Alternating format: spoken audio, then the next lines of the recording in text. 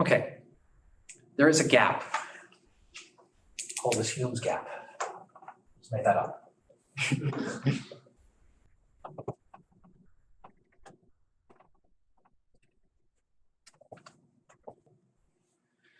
The gap is between the level of confidence that is justified by reason in my belief that A causes B, and there's the gap,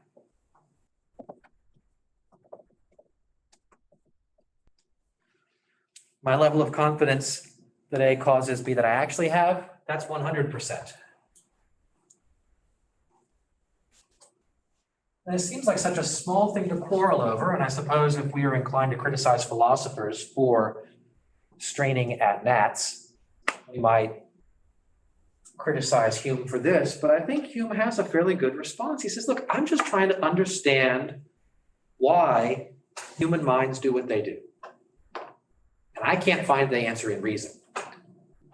The only way I find the answer is to say it must be custom or habit that makes up this missing 0.001%. Let's pause about this. There's something interesting here between what reason demands and what human psychology, meaning what we actually do, does, right? And the gap here, my numbers are arbitrary, but there is some non-zero gap. You guys with me on this? You see, the problem here, I treat very, very high probabilities as though they were certainties. And I can't help doing this. I gave the example last time, me snapping my fingers and putting the lights out. Constant conjunction, right? Past performance is no guarantee of future results. But after a while, past performance is what I'm going with. I have to, my nature compels me to do this. I'm going to take the flip side of this with another example. It's tough to think now that this is more than 12 years ago, the financial crisis. Some of you guys probably were in elementary school when this happened. What, 08? Yeah, 08, yeah. Don't tell me. I can only take so much. Financial crisis was caused in part by reckless trade of derivatives. Forgive me if some of you were in the industry. I suppose you can enlighten me on this. But my memory is that there were financial products that have been created, bundles of risky financial products that are being traded. And they're products that have a very minuscule chance of failing. But the downside risk when they fail is enormous. And of course, what happened in 08 was that a whole bunch of them failed at the same time. Right? That's why it's called the black swan event. Right? So God, who would have thought that every single one of these things would go bad at the same time? There's a 0.0001% chance that it goes bad, but if it goes bad, we lose everything. The entire company collapses. But take that deal. Why pass off on a chance of excellent returns on the remotest possible chance? Why? What's happening here? If a probability can be minimized enough, I will treat it as though it were zero. That's just a principle of human psychology. I think this is actually built in now into regulation of markets, that we are incapable of reacting in a practical way to very, very minuscule levels of risk. We can't price it into our behavior. You would think the market would price it in. The market would say, well, these things that have this 0.001% chance of destroying the company that invests in them would trade at a discount against things that lack that risk, but have maybe a slightly lower return. Human beings psychologically are incapable of accounting for that small level of risk. That's the sort of flip side of this. If I can minimize this enough, people will treat it as non-existent, and I can profit in the transaction.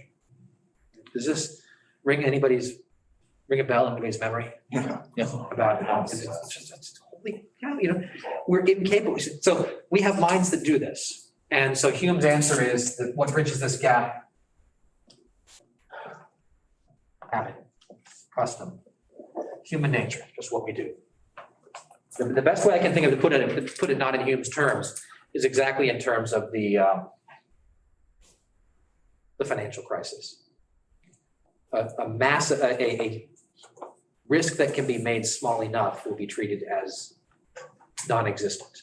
Even though it's not non-existent. I know rationally it's not non-existent. I can't price it into my behavior. Same thing happens here. Causality, constant conjunction. That gets me up to 99%. I'll just run with it like it's 100. Even though rationally I'm not justified, Hume says this shows that our beliefs about causal reasoning and our process of induction are based upon rely crucially upon this habit of human minds.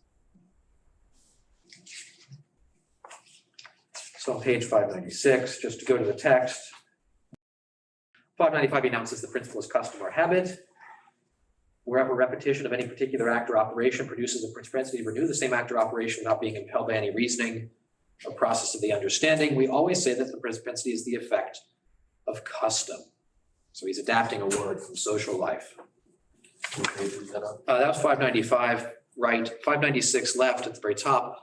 All inferences from experience, therefore, are effects of custom, not of reasoning. That's just a dagger aimed right at David Hume's heart. Okay. Or David Hume's going to experience it in that way. Immanuel Kant. Kant is going to come and say, no, that's not the case. Reasonings from experience are not custom rather than reason. There is something rational to them, but I have to reconfigure the entire idea of what human rationality consists in to make that work. Just to call your attention to a few passages, 597, left column. Middle of the page. All belief of matter of fact or real existence is derived merely from some object present to the memory or senses and a customary conjunction between that and some other object.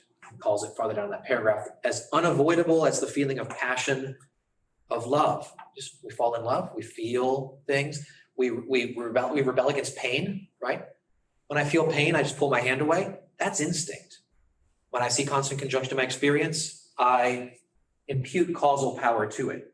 I say, oh, the fire has this sort of inner mysterious power to. I haven't perceived anything in fire that tells me it has the power to cause heat. All I've perceived is hot fire repeatedly. All these operations are a species of natural instincts which no reasoning or process of thought and understanding is able either to produce or prevent. It's what we do. It's what we do. Induction, it's what we do. This is going to be a particular case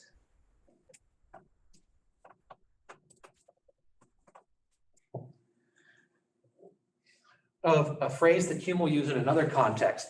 He will talk about the human mind spreading itself over objects. Maybe another word I could use, which would be more familiar to us. We are projecting. We are taking some operation of human psychology, something that our minds do, and we are reading it into nature. We're reading it into the being of things and saying fire has this inner power of causing heat. It has no such inner power. It's just you and your monkey brain, your human minds, which perceive it to be so. Over and over again, this will be Hume's diagnosis of metaphysics, of theories of the self. It's all it is the human mind misperceiving its own properties and projecting them out into the world and acting as though they actually are properties of beings other than human beings, outside of itself. So the sort of philosophical illusion of metaphysics is based upon this idea, this habit of human psychology of sort of reading itself and its properties into nature and then speaking about those properties as though they were real sort of stable realities in nature. We realize come David Hume that neither empirically nor analytically can we justify such beliefs. It's really been about us all along. That's what it is. That's what it has always been, always will be. Now there's self-knowledge for you. You wanted self-knowledge as a philosopher? I've given you self-knowledge. But the world looks different from the way you thought it was. Now you need to be more disciplined in your use of language. And again, maybe you need to be a Pyrrhonian like David Hume. Okay, well, too bad for reason. It was a nice run. But it was Doesn't work. It doesn't work, doesn't do what the ambition for it was. Again, this is very characteristic of modern and even contemporary approaches to the classical tradition. It's based upon an error about human minds and human reasoning and human psychology.